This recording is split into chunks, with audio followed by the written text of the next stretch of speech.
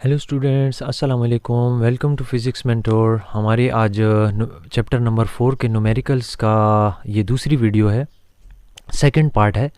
और last lecture के अंदर हमने 6 प्रॉब्लम्स स्टडी किए थे, समझे थे। मुझे उम्मीद है कि मेरी ये कोशिश कहीं ना कहीं आपको कुछ ना कुछ समझा चुकी होगी। अगर आप को समझ आया है तो मुझे तब भी कमेंट्स करें, नहीं आया तो भी आप मुझसे कुछ भी किसी भी वक्त पूछ सकते हैं। आए कि जल्दी से अपने न्यूमेरिकल शुरू करते हैं।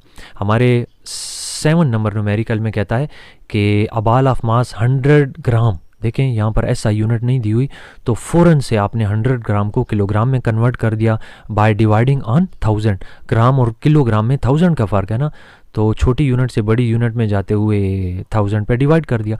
अच्छा, 100 ग्राम का ऑब्जेक्ट है, बाल है, वर्टिकली अपवर्ड उसको फेंका। कितनी स्पीड से? 25 मीटर पर सेकंड की स्पीड से उसको फेंका। If no energy is lost, अगर कोई एनर्जी ज़ाया ना हो, determine the height it would reach, बताएं कि बग़ैर ज़ाया हुए एनर्जी के ये कितनी हाइट तक, ऊंचाई तक जाएगा। अच्छा, ये इसका पहला हिस्सा है। दूसरे हिस्से में पूछता है if the ball only rises to 25 metre calculate the work done against air resistance. अगर बॉल सिर्फ 25 मीटर की हाइट तक जाए तो आप बताएं कि कितना वर्क डन फ्रिक्शनल फोर्स के अगेंस्ट हुआ होगा। और तीसरे हिस्से में सवाल क्या कहता है, also calculate the force of friction, work done by the friction and force of friction. ये 3 चीज़ें मैंने कैलकुलेट करनी है। अब आप आ जाएं जी सीधा इस फिगर के ऊपर। मैंने इसी बात को फिगर में एक्सप्लेन किया हुआ है। आप यहाँ पर सबसे पहले देखें, initial velocity is 25 metre per second. ये कहता है कि अगर एनर्जी लॉस ना हो तो 31 मीटर तक देखते हैं कि जाता है कि नहीं जाता, और अगर एनर्जी लॉस होती है तो 25 मीटर तक जाता है।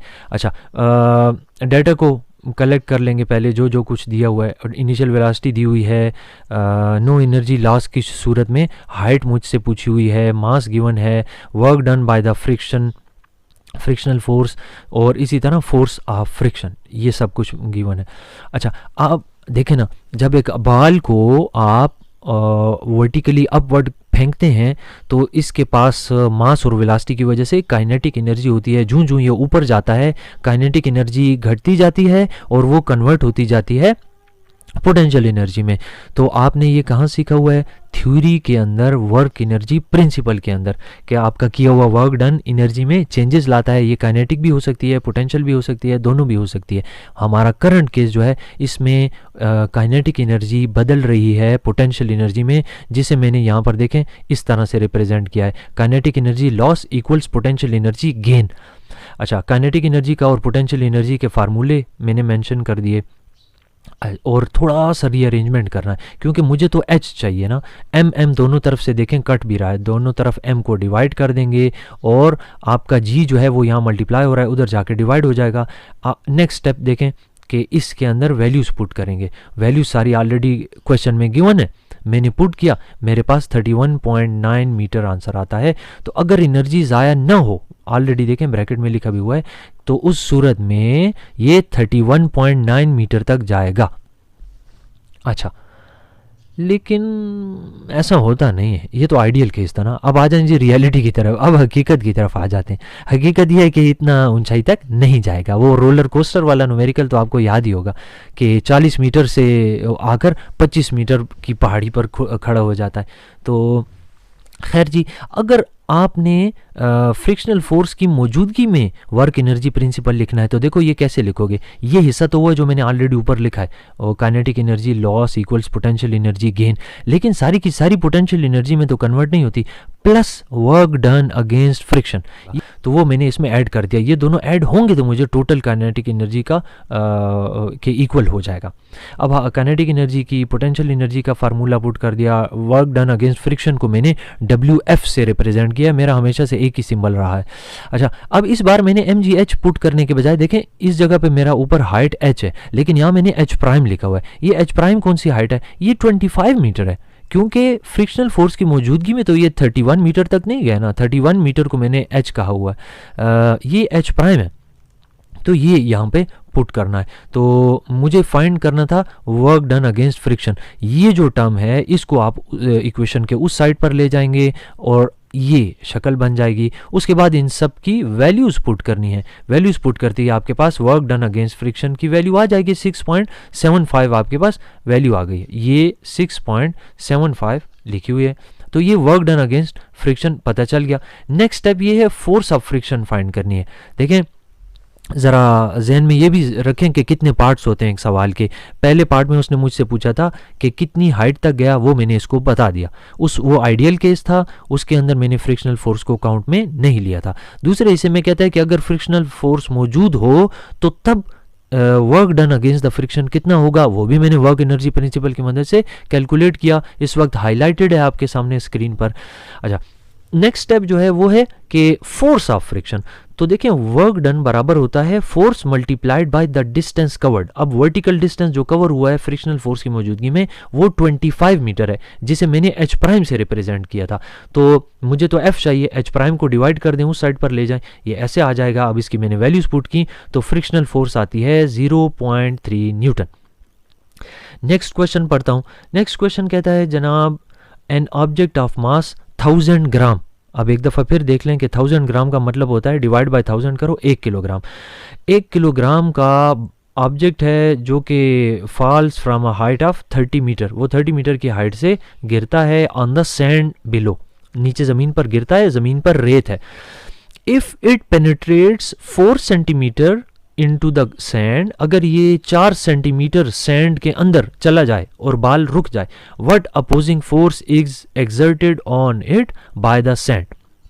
आप ये बताएं कि इसके ऊपर सैंड ने कितनी अपोजिंग फोर्स लगाई है। सैंड की अपोजिंग फोर्स हमें कैलकुलेट करनी है, पहली बात। दूसरी बात ये कि आपने एयर की फ्रिक्शन को इग्नोर करना है। चलें जी फिर डेटा को इकट्ठा कर लेते हैं। ये मास गिवन है, मैंने लिख लिया, उसको किलोग्राम यानी एसआई यूनिट्स में लिखा। नेक्स्ट स्टेप ये है कि उसने हाइट दी हुई है, मैंने हाइट 30 मीटर रिप्रेजेंट कर दी। ये h1 वो हाइट है जो कि इसने ऊपर से हाइट से ज़मीन को टच करने से पहले तक 30 मीटर कवर की है।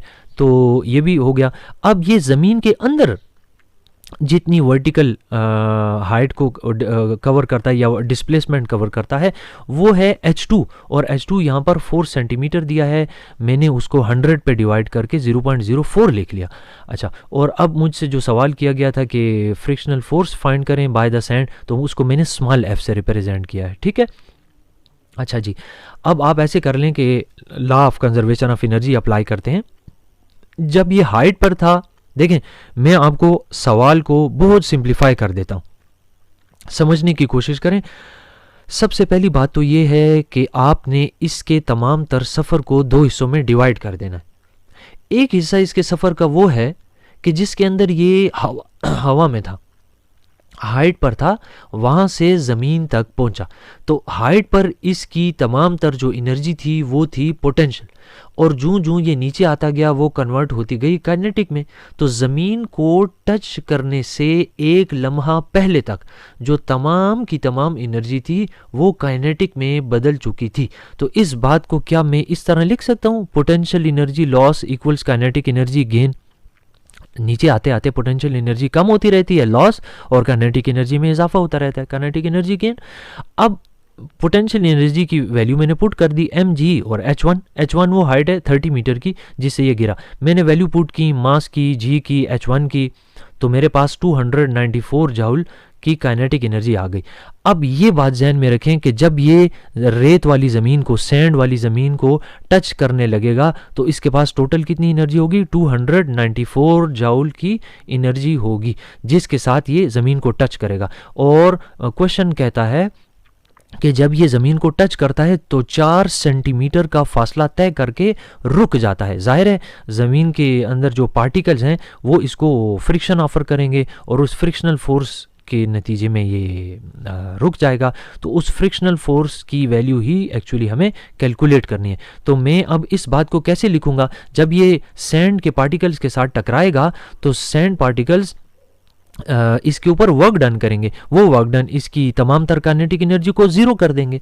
तो देखें वर्क डन जो है, work done by the frictional force अब ये WF कौन सा work done by the frictional force है, सैंड पार्टिकल्स का। तो work done by the frictional force बराबर होगा जो काइनेटिक एनर्जी का लॉस हुआ है। अब काइनेटिक एनर्जी कितनी थी, 294, वो ऊपर फाइंड की हुई है।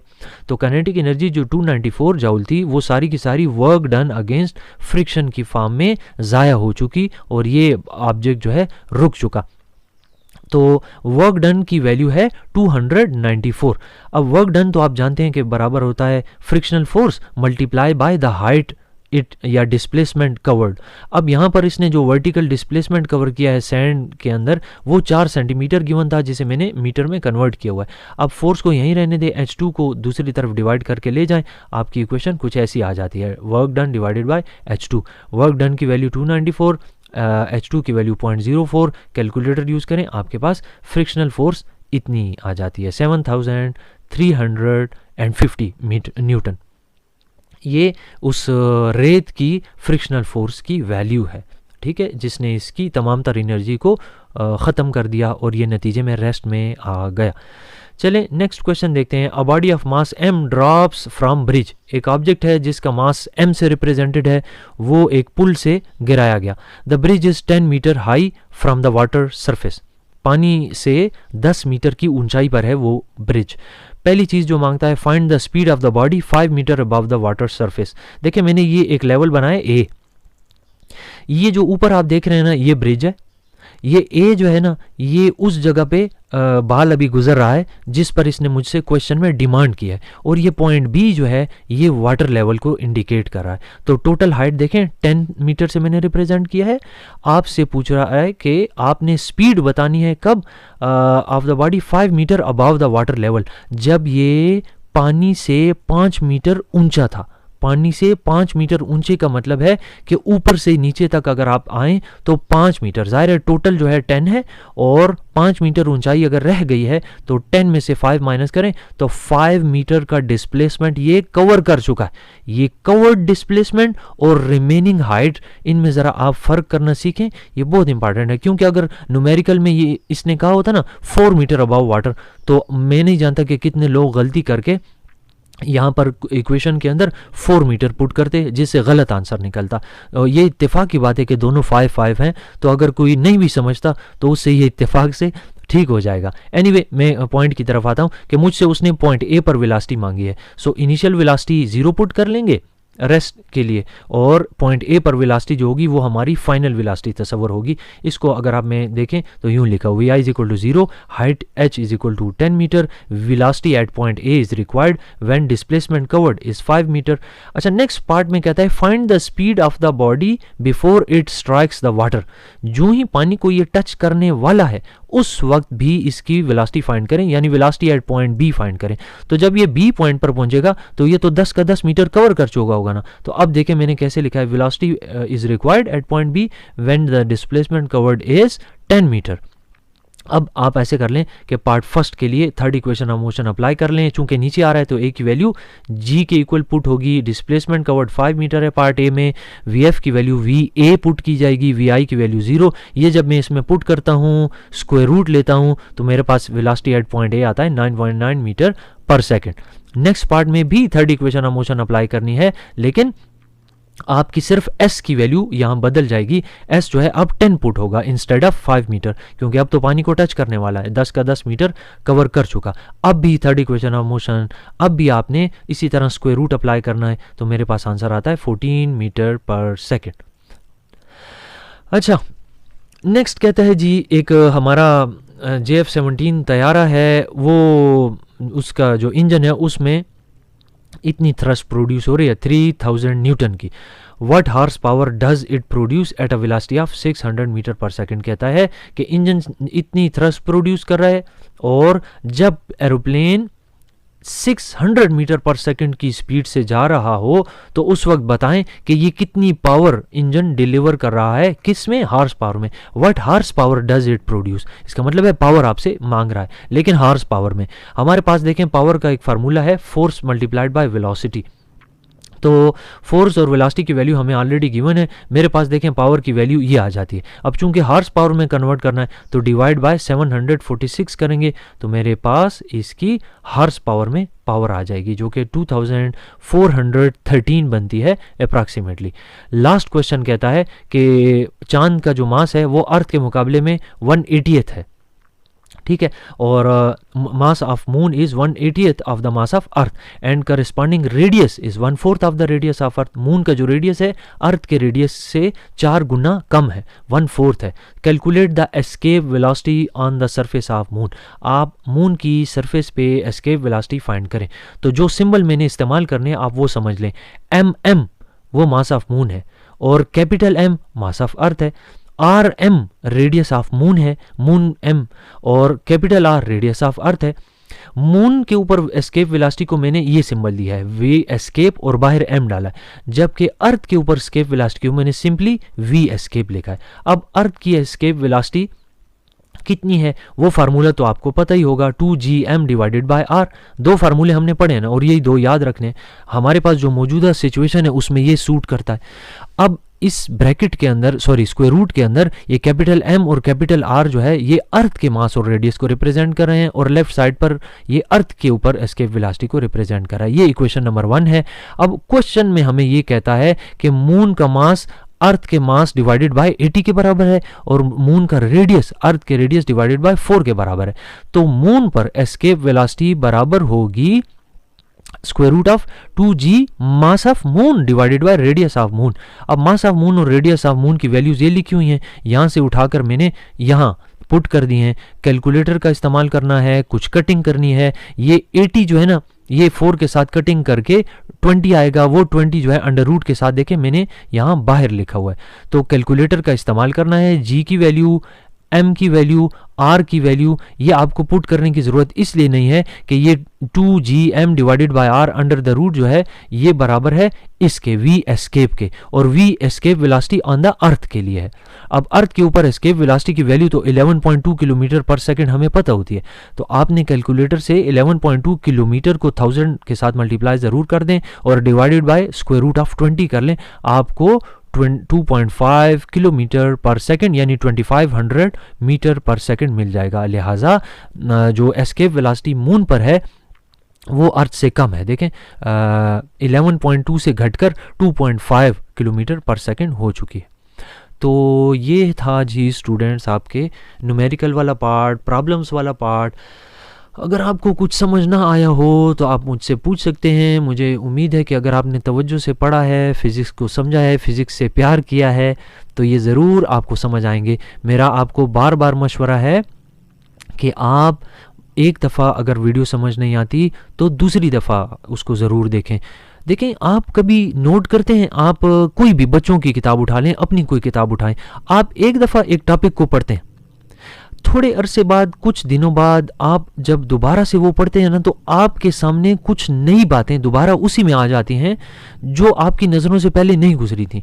यकीन कर लें, ये मेरा ज़ाती तजर्बा है कि आप जब जब किसी वीडियो को दोबारा देखते हैं, जब जब किसी किताब को, किसी टॉपिक को दोबारा पढ़ते हैं तो आपके जहन में लगी हुई गिरें आहिस्ता आहिस्ता आहिस्ता खुलती जाती हैं। और मैं आपसे बार बार हर वीडियो के एंड में यही कहता हूँ कि एक तो ये कि मुझसे आप सवाल पूछें, आप वीडियो को एक दफ़ा, 2 दफ़ा, 3 दफ़ा जितनी बार हो देखें, टेक्स्ट बुक ज़रूर पढ़ें, अपने नोट ज़रूर पढ़ें। इस चैप्टर के नोट से मुझे याद आया कि मैं अनकरीब आपको व्हाट्सएप में इसके नोट्स भी शेयर कर दूंगा। आप मुझे ईमेल पे मांगना चाहें तो आप मुझसे ईमेल पे मांग लें। मैं इस चैप्टर नंबर 4 की एक्सरसाइज का सलूशन आपको जिस मेथड से आपको कन्वीनियंट लगे मैं आपको सेंड कर दूँगा।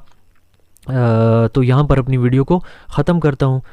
मोहम्मद मुज़म्मिल को फ़िज़िक्स मेंटोर से इजाज़त दें। अल्लाह हाफ़िज़।